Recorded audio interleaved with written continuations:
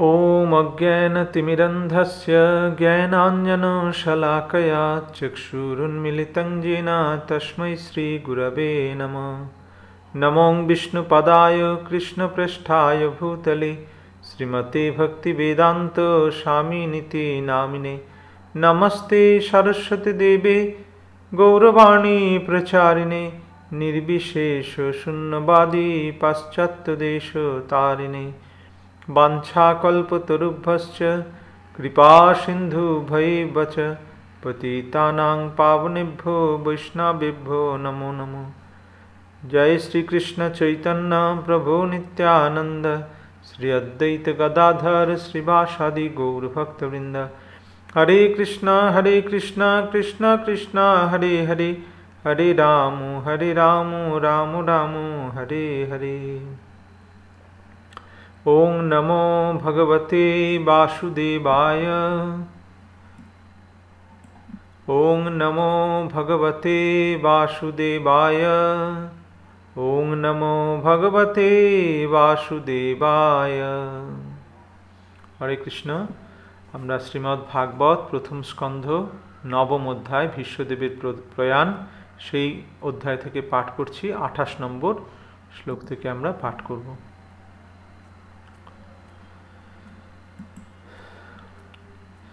धर्मार्थ काम मोक्षांश्च सहोपायान यथा मुने नानाख्यातेनितिहासेषु वर्णयामास तत्त्ववित्। हे ऋषि, তারপর ধর্ম অর্থ কাম এবং মোক্ষ লাভের উপায়াদি যথাপূর্বক বর্ণনা প্রসঙ্গে তত্ত্বজ্ঞ ভীষ্মদেব ইতিহাস থেকে দৃষ্টান্ত উল্লেখ করে বিভিন্ন বর্ণ এবং আশ্রমের কর্তব্যকর্ম সম্বন্ধে বিবৃত করেছিলেন। তখন ভীষ্মদেব যুধিষ্ঠির মহারাজকে বিভিন্ন ধর্ম সম্বন্ধে বললেন। ধর্ম অর্থ কাম মোক্ষ লাভের উপায়, তারপর বিভিন্ন ইতিহাস থেকে দৃষ্টান্ত দিয়ে তিনি বললেন এবং বিভিন্ন বর্ণ এবং আশ্রমের কর্তব্যকর্ম সম্বন্ধেও বললেন। তাৎপর্য: পুরাণ, মহাভারত, রামায়ণ আদি বৈদিক শাস্ত্রে যে সমস্ত ঘটনা উল্লেখ করা হয়েছে সেই সমস্তই ঐতিহাসিক তথ্য যা পুরাকালে ঘটেছিল। এগুলো কোনো কল্পনা নয়, কোনো মিথোলজি নয়। এই সমস্ত তথ্যগুলি অনেক সময় কালের ক্রম অনুসারে বর্ণিত নাও হয়ে থাকতে পারে, কিন্তু তথাপি সেগুলি বাস্তব তথ্য ছাড়া আর কিছু নয়। সাধারণ মানুষের জন্য উপদেশমূলক হওয়ার ফলে এই সমস্ত তথ্যগুলি কালের পরিপ্রেক্ষিতে ধারাবাহিক রূপে না করে লিপিবদ্ধ করা হয়েছে। এই যে ইতিহাস, পুরাণ, এগুলো হচ্ছে প্রকৃত ইতিহাস। মহাভারত, ভারতের প্রকৃত ইতিহাস হচ্ছে মহাভারত। তো এগুলো উপদেশমূলকভাবে রচিত হয়েছে। এ থেকে কিছু গল্প নয়, এগুলো এ থেকে উপদেশ আছে।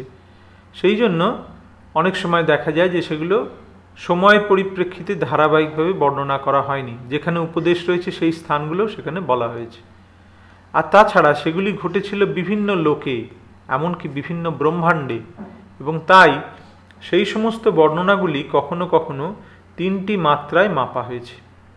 বিভিন্ন ব্রহ্মাণ্ডেও ঘটনাগুলো ঘটেছে, বিভিন্ন সময়ে ঘটেছে। সেই সমস্ত ঘটনার উপদেশমূলক শিক্ষাই আমাদের গ্রহণীয় বিষয়। এর থেকে আমাদের গ্রহণ করতে হবে কি? উপদেশটা। যদিও তা আমাদের সীমিত উপলব্ধিতে ধারাবাহিকভাবে মনে নাও থাকতে পারে। যুধিষ্ঠির মহারাজের বিভিন্ন প্রশ্নের উত্তরে ভীষ্মদেব সেই প্রকার ঘটনাই বর্ণনা করেছেন। ধারাবাহিকভাবে মনে রাখতে না পারলেও কোনো ক্ষতি নেই। আসল হচ্ছে এ থেকে আমাদের যেটা গ্রহণ করতে হবে উপদেশ। এই সমস্ত ঘটনা থেকে উপদেশটা গ্রহণ করতে হবে।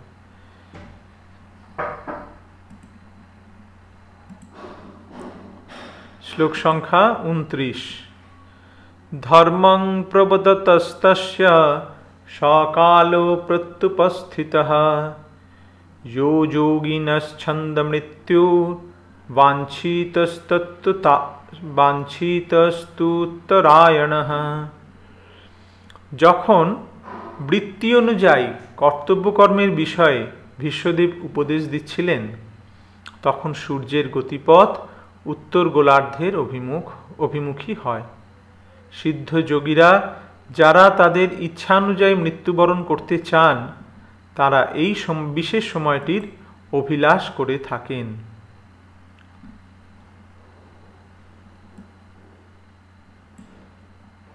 তাহলে ভীষ্মদেব যখন বিভিন্ন বৃত্তি সম্পর্কে, কর্তব্যকর্ম সম্পর্কে উপদেশ দিচ্ছিলেন যুধিষ্ঠির মহারাজকে, সেই সময় সূর্যের উত্তরায়ণ শুরু হয়, উত্তর গোলার্ধের দিকে চলতে থাকে। দক্ষিণায়ন, শীতকালটা হচ্ছে দক্ষিণায়ন, তারপরে উত্তরায়ণ হয়। তো এই উত্তরায়ণের দিকে যখন যেতে লাগলো তখন সিদ্ধ যোগীরা সেই সময়টাকে মৃত্যুবরণের সময় হিসেবে গ্রহণ করে, কারণ সেই সময় মৃত্যুবরণ করলে যোগীরা, গীতায় বলা হয়েছে যে যোগীরা ভগবত ধামে চলে যায়। তাৎপর্য, সিদ্ধ যোগীরা তাদের ইচ্ছানুসারে উপযুক্ত সময়ে জড় শরীর ত্যাগ করে তাদের ঈপ্সিত লোকে যেতে পারেন। শ্রীমদ্ ভগবদ্ গীতায় ৮ম অধ্যায় ২৪ নম্বর শ্লোকে বলা হয়েছে যে স্বরূপসিদ্ধ ব্যক্তি যিনি পরমেশ্বর ভগবানের স্বার্থের অনুকূলে নিজেকে সম্পূর্ণরূপে নিয়োজিত করেছেন, তিনি অগ্নিদেবের জ্যোতি বিকিরণের সময় এবং উত্তরায়ণের সময় সাধারণত তার দেহত্যাগ করে চিৎজগতে গমন করেন। স্বরূপসিদ্ধ ব্যক্তিরা তারা কি করেন?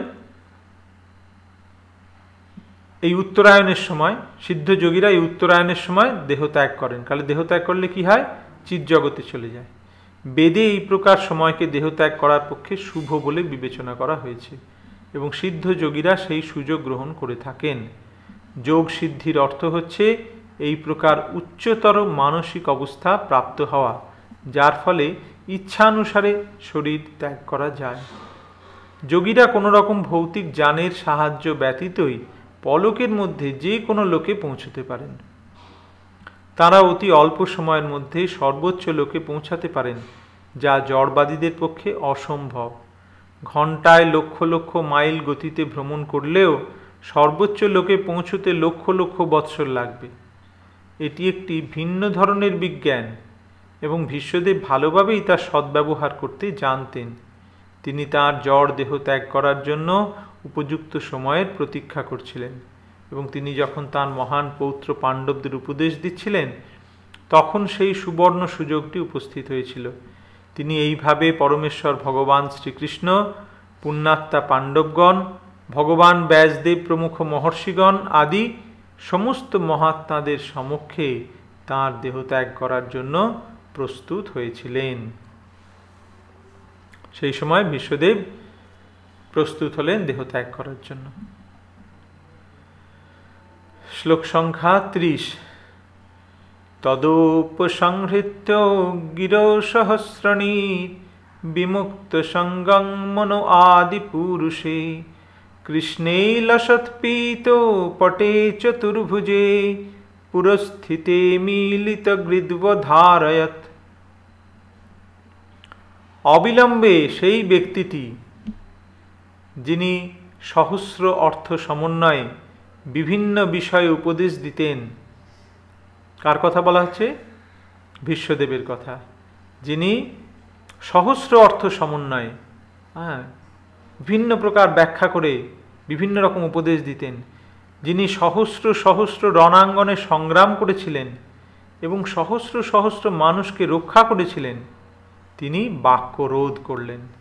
যখন সেই সময় উপস্থিত হল তিনি তার কথা বলা বন্ধ করলেন এবং সমস্ত বন্ধন থেকে সম্পূর্ণভাবে মুক্ত হয়ে সমস্ত বিষয় থেকে তার মন প্রত্যাহার করে নিলেন। এই হচ্ছে দেহত্যাগ কিভাবে করতে হয় ভীষ্মদেব সেটা দেখিয়ে দিচ্ছেন। তিনি বাক্য রোধ করলেন। তিনি এতক্ষণ উপদেশ দিচ্ছিলেন যুধিষ্ঠিরকে, এখন বাক্য রোধ করলেন, সমস্ত বিষয় থেকে তার মনকে প্রত্যাহার করে নিলেন। তার নয়ন সমক্ষে যে দীপ্তিময় উজ্জ্বল পীতবসনধারী চতুর্ভুজ আদি পরম পুরুষ ভগবান শ্রীকৃষ্ণ দাঁড়িয়েছিলেন, তার দিকে তখন প্রসারিত নির্নিমেষ দৃষ্টি নিবদ্ধ করে রইলেন। ভগবান শ্রীকৃষ্ণ সামনে দাঁড়িয়ে আছেন, তার প্রতি তার চক্ষুকে নিবদ্ধ করলেন, নিমেষ দৃষ্টি নিবদ্ধ করলেন, এক দৃষ্টে ভগবানের শ্রীমুখারবিন্দ দর্শন করতে লাগলেন। তাৎপর্য, তার জড় শরীর ত্যাগ করার গুরুত্বপূর্ণ মুহূর্তে ভীষ্মদেব মনুষ্য জীবনের গুরুত্বপূর্ণ উদ্দেশ্যের এক মহান দৃষ্টান্ত স্থাপন করেছেন। মৃত্যুর সময় যে বিষয় মানুষকে আকৃষ্ট করে সেই অনুসারে তার পরবর্তী জীবন শুরু হয়। তাই কেউ যদি পরমেশ্বর ভগবান শ্রীকৃষ্ণের চিন্তায় মগ্ন হন, তাহলে তিনি যে নিশ্চিতভাবে ভগবানের ধামে ফিরে যাবেন সে সম্বন্ধে কোনো সন্দেহ নেই। সে কথা শ্রীমদ্ ভগবদ্ গীতায় প্রতিপন্ন হয়েছে। শ্রীমদ্ ভগবদ্ গীতার ৮ম অধ্যায়ের ৫ থেকে ১৫ এই শ্লোকেতে বলা হয়েছে। ৫ নম্বর শ্লোকে বলা হয়েছে, মৃত্যুর সময় যিনি আমাকে স্মরণ করে দেহত্যাগ করেন তিনি তৎক্ষণাৎ আমার ভাবই প্রাপ্ত হন। অন্তকালে চ মামেব স্মরণ মুক্তা কলেবরম য প্রয়াতি সমদ ভাবং ইয়াতি নস্তত্র সংশয়। এই হচ্ছে সেই শ্লোক। তিনি তৎক্ষণাৎ আমার ভাব প্রাপ্ত হন, এই বিষয়ে কোনো সন্দেহ নেই। মৃত্যুর সময় যিনি যে ভাব স্মরণ করে দেহত্যাগ করেন তিনি সেইভাবে ভাবিত তত্ত্বকেই লাভ করেন।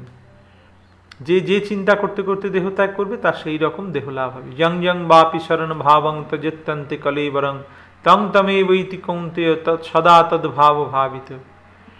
অতএব হে অর্জুন, সর্বদা আমাকে স্মরণ করে তোমার স্বভাববিহিত যুদ্ধ করো, তাহলে আমাতে তোমার মন ও বুদ্ধি অর্পিত হবে এবং নিঃসন্দেহে তুমি আমাকেই লাভ করবে।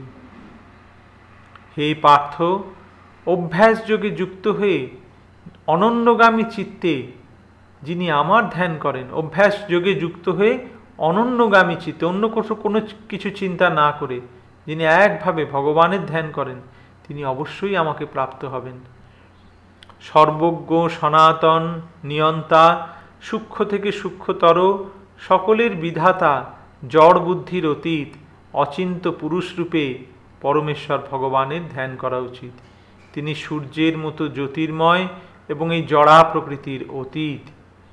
তিনি মৃত্যুর সময় অচঞ্চল চিত্তে ভক্তি সহকারে পূর্ব যোগাভ্যাস বশত ভ্রু যুগলের মধ্যে প্রাণকে স্থিত করে পরমেশ্বর ভগবানকে স্মরণ করেন, তিনি অবশ্যই সেই দিব্য পরম পুরুষকে প্রাপ্ত হন।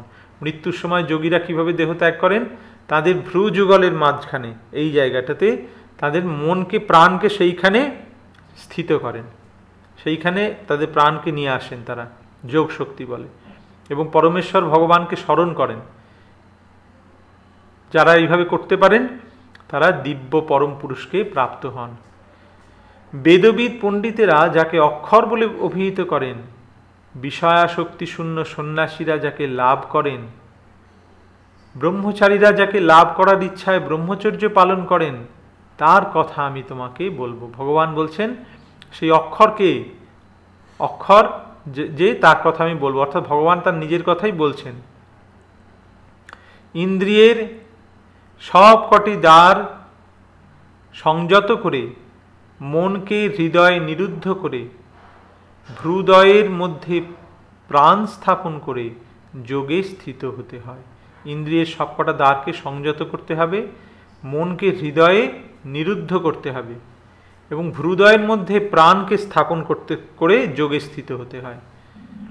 যোগাভ্যাসে প্রবৃত্ত হয়ে পবিত্র ওঙ্কার উচ্চারণ করতে করতে কেউ যদি পরমেশ্বর ভগবানকে স্মরণ করে দেহত্যাগ করেন তিনি অবশ্যই পরমাগতি লাভ করবেন। যোগাভ্যাসে প্রবৃত্ত হয়ে ওঙ্কার উচ্চারণ করতে। এই ওঙ্কার কি? ওঙ্কার হচ্ছে প্রণব সর্ববেদেষু। এই প্রণব হচ্ছে ভগবান শ্রীকৃষ্ণ, আর হরে কৃষ্ণ মহামন্ত্র সেও একই জিনিস, অর্থাৎ ওঙ্কার এবং হরে কৃষ্ণ মহামন্ত্রের মধ্যে কোনো ভেদ নেই। যদি কেউ হরে কৃষ্ণ মহামন্ত্র করে তাহলে সে অবশ্যই ভগবানকে লাভ করবে। যিনি একাগ্র চিত্তে কেবল আমাকেই নিরন্তর স্মরণ করেন, আমি সেই নিত্যযুক্ত ভক্ত যোগীদের কাছে সুলভ হই। তিনি একাগ্র চিত্তে আমার নিরন্তর স্মরণ করেন। মহাত্মাগণ, ভক্তিপরায়ণ যোগীগণ আমাকে লাভ করে আর এই দুঃখপূর্ণ নশ্বর সংসারে পুনরায় জন্মগ্রহণ করেন না, কেননা তারা সর্বোচ্চ সিদ্ধি লাভ করেছেন। যিনি একবার ভগবানকে লাভ করেন, তিনি আর পুনরায় জন্মগ্রহণ করেন না। শ্রী ভীষ্মদেব তাঁর ইচ্ছানুসারে শরীর ত্যাগ করার সিদ্ধি লাভ করেছিলেন এবং মৃত্যুর সময় তাঁর সম্মুখে তাঁর অভীষ্ট শ্রীকৃষ্ণকে স্বয়ং উপস্থিত থাকার মহা সৌভাগ্য লাভ করেছিলেন। তাই তিনি তাঁর উন্মীলিত নেত্র তাঁর উপর নিবদ্ধ করেছিলেন। তাঁর স্বতঃস্ফূর্ত প্রেমের প্রভাবে তিনি দীর্ঘকাল ধরে শ্রীকৃষ্ণকে দর্শন করতে চেয়েছিলেন। তিনি ভগবানের মহান ভক্ত, তিনি ভগবানকে অনেকক্ষণ ধরে দেখতে চাইছিলেন। যেহেতু তিনি ছিলেন ভগবানের শুদ্ধ ভক্ত, তাই যোগের বিশদ ক্রিয়াকলাপের আবশ্যকতা তার ছিল না। সরল ভক্তিযোগই সিদ্ধি লাভের জন্য যথেষ্ট। তাই প্রেমাস্পদ পরম পুরুষ শ্রীকৃষ্ণকে দর্শন করাই ছিল ভীষ্মদেবের ঐকান্তিক বাসনা, এবং ভগবানের কৃপায় শেষ নিঃশ্বাস ত্যাগ করার মুহূর্তে ভীষ্মদেবের সেই সৌভাগ্য হয়েছিল। তাই প্রেমাস্পদ পরম পুরুষ শ্রীকৃষ্ণকে দর্শন করাই ছিল ভীষ্মদেবের ঐকান্তিক বাসনা, এবং ভগবানের কৃপায় শেষ নিঃশ্বাস ত্যাগ করার মুহূর্তে ভীষ্মদেবের সেই সৌভাগ্য হয়েছিল। শ্লোক সংখ্যা 31। বিশুদ্ধয়া ধারণয়া হতাশুভ স্তদীক্ষয়ৈবাশু গতায়ুধশ্রমঃ নিবৃত্ত সর্বেন্দ্রিয় বৃত্তি বিভ্রম স্তুষ্টাবজন্যং বিসৃজন জনার্দনম। বিশুদ্ধ ধ্যানে মগ্ন হয়ে ভগবান শ্রীকৃষ্ণের দর্শন লাভ করার ফলে তিনি জড়জাগতিক সমস্ত অশুভ বিষয় থেকে তৎক্ষণাৎ মুক্ত হলেন। ভগবানকে দর্শন করলেন এবং ধ্যানে মগ্ন হয়ে ভগবানকে দর্শন করলেন, যার ফলে তিনি জড়জাগতিক সমস্ত অশুভ বিষয় থেকে তৎক্ষণাৎ মুক্ত হলেন এবং স্বরাঘাতে প্রাপ্ত সমস্ত দৈহিক বেদনার উপশম হল।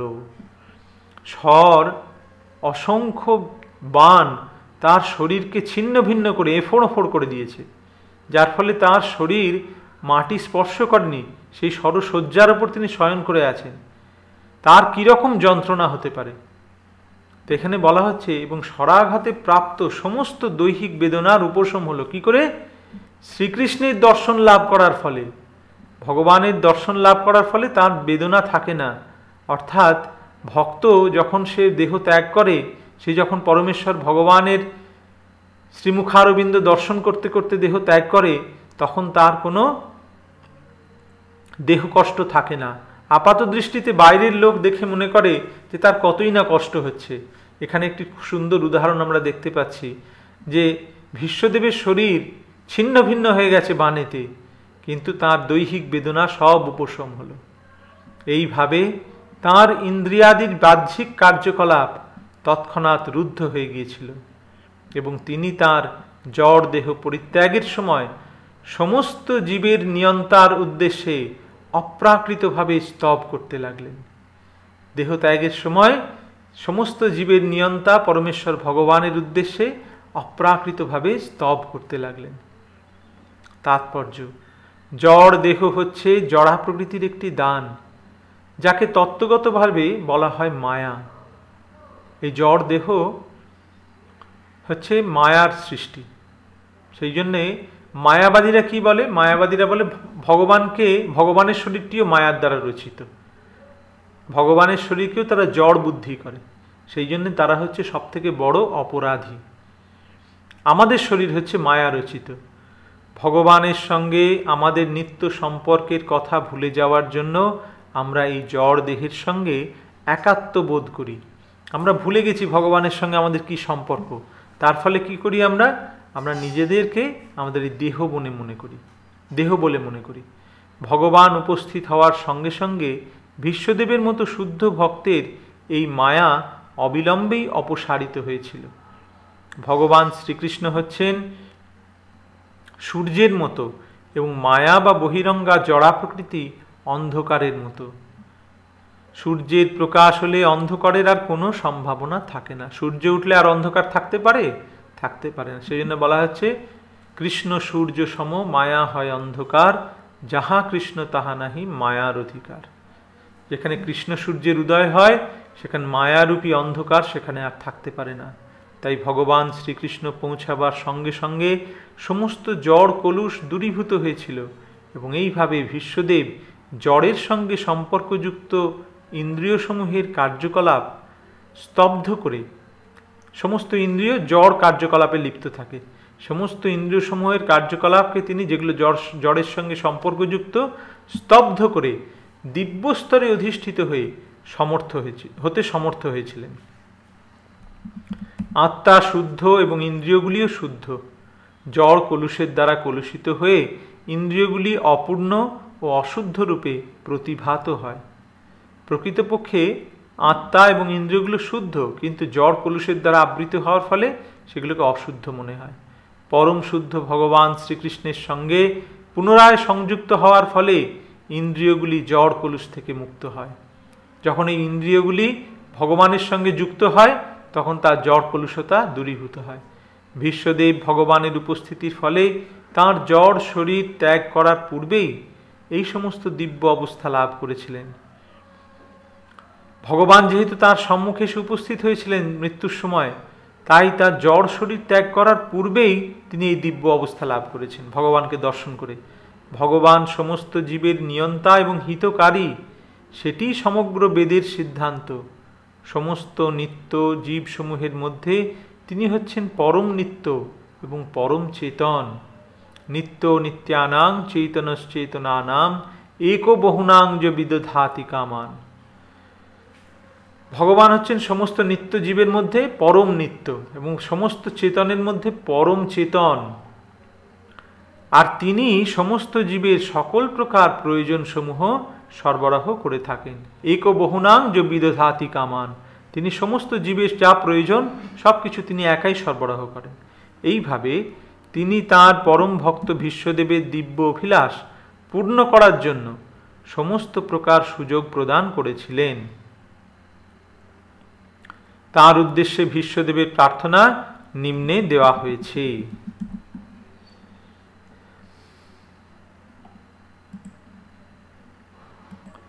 শ্লোক সংখ্যা 32।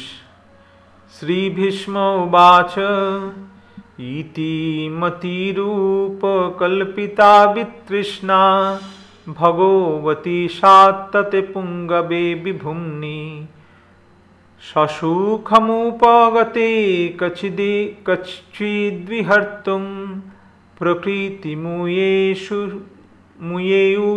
যদ্ভব প্রবাহ। ভীষ্মদেব বললেন, ভীষ্মদেব কি স্তুতি করলেন? আমার চিন্তা, অনুভূতি এবং ইচ্ছা যা এতদিন বিভিন্ন বিষয় এবং বৃত্তিগত কর্তব্যে নিয়োজিত ছিল, আমার চিন্তা, অনুভূতি এবং ইচ্ছা যা এতদিন বিভিন্ন বিষয় এবং বৃত্তিগত কার্যে নিয়োজিত ছিল, তা এখন সর্বশক্তিমান ভগবান শ্রীকৃষ্ণে বিনিযুক্ত হোক, বিশেষভাবে নিযুক্ত হোক। এই সমস্ত আমার চিন্তা, অনুভূতি এবং ইচ্ছা সম্পূর্ণভাবে ভগবান শ্রীকৃষ্ণে যুক্ত হোক। তিনি সর্বদা আত্মতৃপ্ত, কিন্তু কখনো কখনো ভক্তকুলশ্রেষ্ঠ রূপে তিনি এই জড়জগতে অবতরণ করে অপ্রাকৃত আনন্দ উপভোগ করেন, যদিও এই জড়জগৎ তার থেকেই সৃষ্ট হয়েছে। যদিও তিনি আত্মতৃপ্ত ভগবান, কিন্তু তবুও তিনি ভক্তকুলশ্রেষ্ঠ রূপে, শ্রেষ্ঠ ভক্তরূপে তিনি অবতরণ করেন এবং অপ্রাকৃত আনন্দ উপভোগ করেন। তাৎপর্য, যেহেতু ভীষ্মদেব ছিলেন একজন রাষ্ট্রনেতা, কুরুবংশের প্রধান মহারথী এবং ক্ষত্রিয় কুলের নায়ক, তাই তাঁর মন বিভিন্ন বিষয়ে পরিব্যাপ্ত ছিল, স্বাভাবিক। তাঁর চিন্তা, অনুভূতি এবং ইচ্ছা বিভিন্ন ব্যাপারে নিযুক্ত ছিল।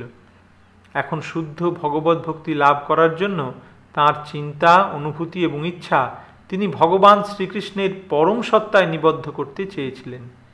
এখানে তাঁকে ভক্তশ্রেষ্ঠ ও সর্বশক্তিমান বলে বর্ণনা করা হয়েছে। যদিও ভগবান শ্রীকৃষ্ণ আদি পুরুষ, তবুও তিনি স্বয়ং এই মর্তলোকে অবতরণ করেন তাঁর শুদ্ধ ভক্তকে ভক্তিযোগ রূপ বর প্রদান করার জন্য। ভগবান ভক্তরূপে অবতরণ করেন তার শুদ্ধ ভক্তকে ভক্তিযোগ রূপ বর প্রদান করার জন্য। কখনো তিনি ভগবান শ্রীকৃষ্ণ রূপে অবতরণ করেন, আবার কখনো শ্রী চৈতন্য মহাপ্রভু রূপে। চৈতন্য মহাপ্রভু রূপে যখন অবতরণ করেন তখন তিনি ভক্ত রূপে এসেছেন। উভয় রূপেই তিনি ভক্ত শ্রেষ্ঠ।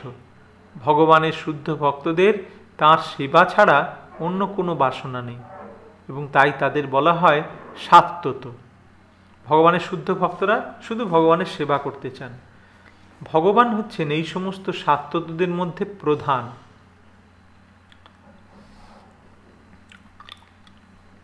ভীষ্মদেবের তাই অন্য কোনো বাসনা ছিল না। যতক্ষণ পর্যন্ত না কেউ সমস্ত প্রকার জড় বাসনা থেকে মুক্ত হচ্ছে, ভগবান তার পতি বা প্রভু হন না। সম্পূর্ণরূপে জড় বাসনা থেকে মুক্ত না হলে ভগবান তার পতি বা প্রভু হন না। বাসনাকে ত্যাগ করা যায় না, তাকে কেবল শুদ্ধ করতে হয়। বাসনা ত্যাগ করা যায় না, সেটাকে তার পরিবর্তন করতে হয়, সেটাকে ভগবানের ইচ্ছায় করতে হয়। শ্রীমদ্ ভগবদ গীতায় 10ম অধ্যায় 10ম শ্লোকে ভগবান স্বয়ং প্রতিপন্ন করেছেন যে তিনি তার সেবায় নিরন্তরভাবে নিয়োজিত তার শুদ্ধ ভক্তের হৃদয় থেকে উপদেশ প্রদান করে থাকেন। ভক্তকে ভগবান তার হৃদয় থেকে তাকে উপদেশ দেন। এই প্রকার উপদেশ জড় উদ্দেশ্য সাধনের জন্য প্রদান করা হয় না, কেবল ভগবদ্ধামে প্রত্যাবর্তন করার জন্যই তা করা হয়ে থাকে। এই যে উপদেশ ভগবান হৃদয় থেকে তাকে দেন, তার উদ্দেশ্য ভক্ত যাতে দদামি বুদ্ধিযোগম তম যেন মাম উপযান্তিতে, তাকে আমি বুদ্ধিযোগ প্রদান করি। যে সমস্ত সাধারণ মানুষ জড়া প্রকৃতির ওপর প্রভুত্ব করতে চায়, তাদের ভগবান যে কেবল সেই কার্যের অনুমোদন ও পর্যবেক্ষণ করেন তাই নয়, তাদের ভগবদ্ধামে প্রত্যাবর্তনের জন্য কোনো প্রকার উপদেশ প্রদান করেন না। যারা প্রভুত্ব করতে চায়, ভগবান তাদের কি করেন? তাদের কার্যের অনুমোদন ও পর্যবেক্ষণ করেন। শুধু তাই নয়, তাদের প্রত্যাবর্তনের জন্য কোনো উপদেশ প্রদান করেন না। তাদের ভেতর থেকে কোনো উপদেশ ভগবান দেয় না। যে প্রভুত্ব করতে চাইছে, ভগবান বলছে ঠিক আছে করো। উপদ্রষ্টা অনুমন্তা রূপে ভগবান পরমাত্মা রূপে তাকে সবকিছু অনুমোদন করেন। সেটি হচ্ছে ভক্ত এবং অভক্ত উভয় প্রকার জীবের সঙ্গে ভগবানের ব্যবহারের তারতম্য। ভগবান সমস্ত জীবের মধ্যে ভক্ত আছে, অভক্ত আছে। তিনি ভক্তদের সঙ্গে একরকম ব্যবহার করেন, অভক্তদের সঙ্গে অন্যরকম ব্যবহার করেন। রাজ্যের রাজা যেমন বন্দী এবং মুক্ত উভয় প্রজারই প্রশাসক, তেমনি ভগবানও সমস্ত জীবের নায়ক, কিন্তু ভক্ত এবং অভক্তের পার্থক্য অনুসারে তিনি তাদের সঙ্গে আচরণ করেন। বন্দীরাও ভগবানের প্রজা, আবার যারা মুক্ত তারাও প্রজা, কিন্তু রাজা তাদের সঙ্গে দুরকম ব্যবহার করেন। অভক্তেরা কখনো ভগবানের কাছ থেকে উপদেশ গ্রহণের প্রয়োজন বোধ করে না, এবং তাই ভগবানও তাদের ক্ষেত্রে নীরব থাকেন। তারা চায় না ভগবানের কাছ থেকে উপদেশ নিতে, যদিও তিনি তাদের সমস্ত কার্যকলাপ পর্যবেক্ষণ করেন এবং কার্য অনুসারে ভালো বা মন্দ ফল প্রদান করে থাকেন। ভক্ত এই প্রকার জড়জাগতিক ভালো মন্দের ঊর্ধ্বে থাকে। তারা মুক্তির পথে প্রগতিশীল এবং তাই তাদের কোনো প্রকার জড় বাসনা নেই। ভক্ত জানেন যে ভগবান শ্রীকৃষ্ণ হচ্ছেন আদি নারায়ণ, কেননা ভগবান শ্রীকৃষ্ণ তার অংশ প্রকাশের মাধ্যমে সমগ্র জড় সৃষ্টির মূল উৎসস্বরূপ কারণোদকশায়ী বিষ্ণুরূপে আবির্ভূত হন। ভগবানও তাঁর শুদ্ধ ভক্তদের সঙ্গ লাভ করার বাসনা করেন এবং তাদের জন্যই কেবল তিনি এই জগতে অবতরণ করেন এবং তাদের অনুপ্রাণিত করেন। ভগবান স্বেচ্ছায় অবতীর্ণ হন।